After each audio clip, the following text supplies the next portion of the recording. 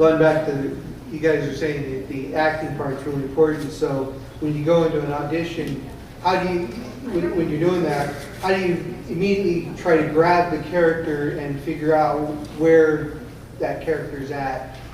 Because, you know, you're going into an audition. Usually in an audition situation, you see your sides, the lines that they want you to read, anywhere from 6 minutes to 3 days beforehand, depending upon the paranoia of the production company. So you work on it at home.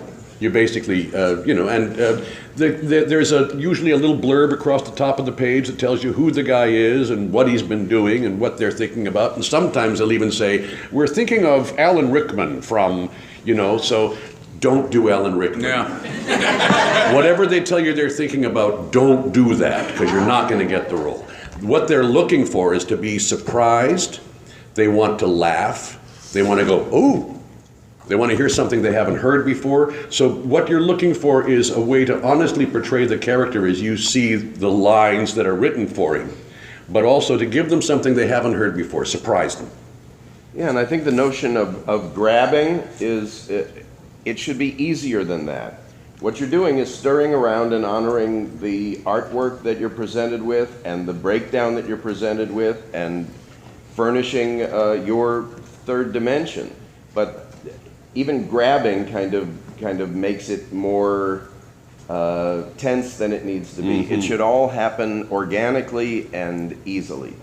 Yeah. Relaxation is, is very, very important in the studio, well, in any kind of acting. Because if you get tense, it's all going to come here, and that's going to hurt everything. So yeah, just find a way to relax in it. And this is probably a good time for me to bring this up again. See how I worked that in there? How many of you, wait a minute, how many of you have read this? How many of you have enjoyed it?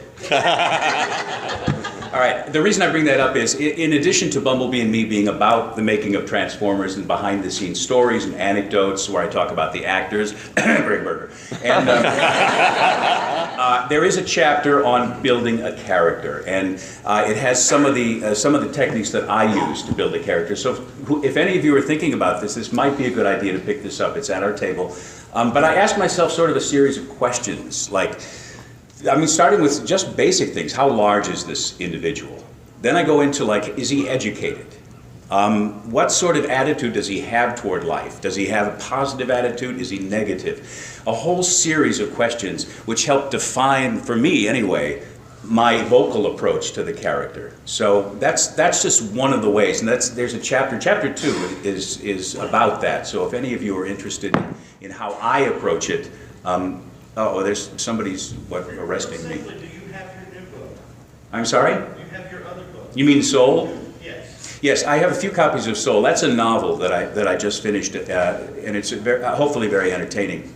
But it has really nothing to do with any of this. But we do have a few of those too. Thank you for mentioning that. Did my wife tell you to say that? Just curious.